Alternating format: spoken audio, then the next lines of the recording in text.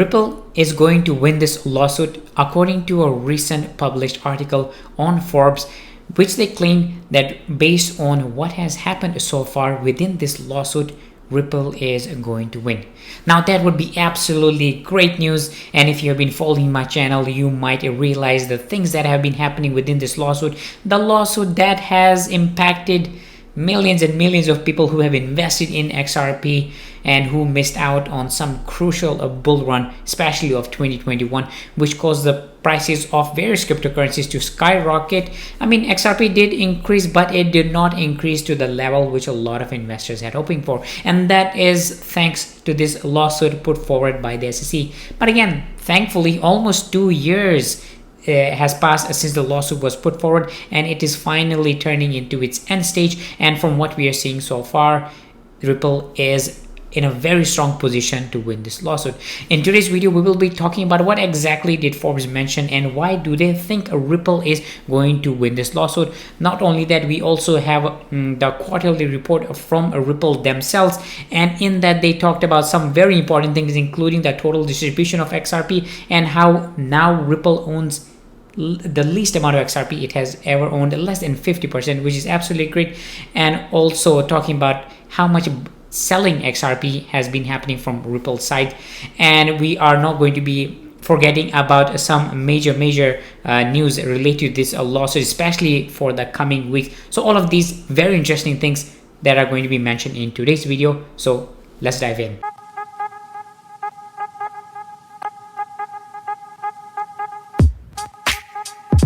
Hi, this is Farhan and welcome back to another video. Let's start off with this biggest update coming from Forbes, in which they're predicting Ripple's victory or soon to be victory. Now, if you have been following my channel, you know all the important nitty-gritty details of what's been happening in this lawsuit. The lawsuit that can dramatically impact your investment in XRP if you have invested in XRP, or even if you're thinking about investing in XRP. So this article starts off by talking about something very important, which we have all known from the start, that why did this SEC even bring this lawsuit in the first place.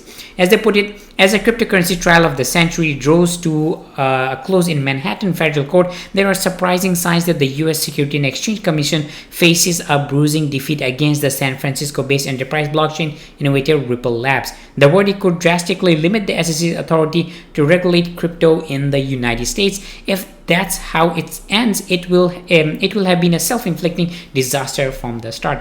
And this is very rightfully so. Since the start of this lawsuit, we have been talking about this lawsuit should not have happened at the first place. In fact, the circumstances of this lawsuit basically being filed on the last day of the previous SEC chairman, saying that, hey, deal with Gary Gensler, who's the new chairman, telling him, hey, deal with this lawsuit. I have brought it, but you have to end it. And now with everybody within the SEC, I'm pretty sure they're starting to realize that, hey, this might have been a big mistake. Now, for those of you who have not been updated about what's been happening in the past a couple of weeks, well, the big update recently was that William Hinman emails, those very important emails and drafts related to that 2018 infamous speech, in which he basically said Bitcoin and Ether are non-securities, and Ripple is basically going to be using that as an insurance policy. But the big update recently was also from both the Ripple and SEC sides. They have filed summary judgment briefs, and we are waiting for one more summary judgment brief that is going to be coming up on 15th November, and that is the final update from this summary judgment phase. So far, pretty much this is the end phase. And as I've said in my previous video, and if you guys have been following some other channels as well, that once 15th November is over, the judge can give a verdict anytime.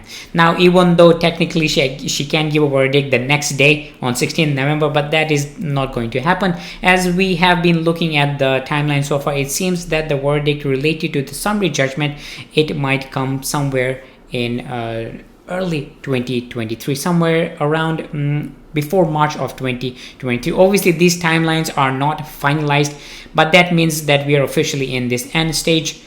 But there is one other very important thing, and that is the talk of the settlement. And yes, guys, I know we have been talking about this settlement for such a long time. It seems that it is not going to happen, but obviously there are some people out there who are saying that, hey, settlement can still happen, and technically that is true. Even the Forbes article did talk about this, saying that hey, if Ripple is ready to settle any minute as long as they SEC agrees for XRP to not be a security.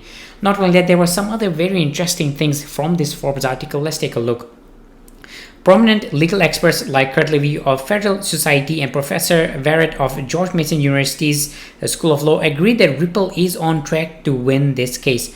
Worse for the SEC, Verrett predicts that if the SEC appeals to the Supreme Court, it is likely to not only lose but set a sweeping precedent that will limit or eliminate entirely the application of Howey on cryptocurrencies, which defy the definition of 1946. Basically, he is they're talking about how if Ripple wins and SEC loses and they want to appeal further, go to the Supreme Court, that would mean that they are not only going to lose even in the Supreme Court, that would set a legal precedent, so they cannot go after any other crypto, and that is an absolutely huge deal, and I'm pretty sure SEC really does not want to do that. And moving on to some very interesting facts which have been released by Ripple as part of their quarterly report.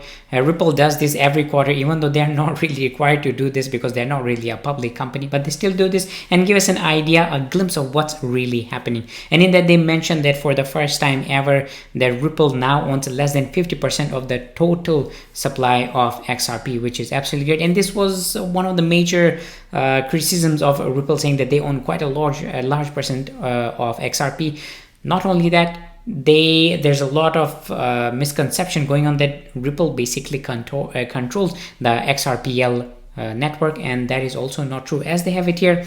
Across Ripple's various wallets, the amount of XRP held for the first time is below 50 billion, or 50% of the total outstanding supply. Critics have pointed to Ripple's XRP ownership as an indicator that the XRP ledger is controlled by Ripple. This is not true. The XRPL uses a federated Byzantine consensus to validate transactions, add new features, and secure the network, which means that each validator node gets one vote regardless of how much XRP they own. Ripple currently operates 4 out of the 130 plus validator nodes on the XRPL, and this is one of the major concerns by a lot of people, and also one of the major misconceptions related to Ripple and XRP. They say that hey, Ripple, even though it does own a large percentage of the total supply of XRP, but Ripple really does not control the XRPL, because as you can see, they own only around 4 of the 130 plus validators, so it is in its sense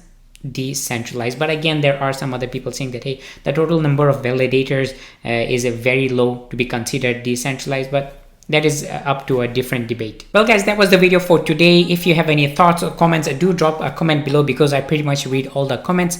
And if you're new to my channel, consider subscribing, and as always, I will see you next time.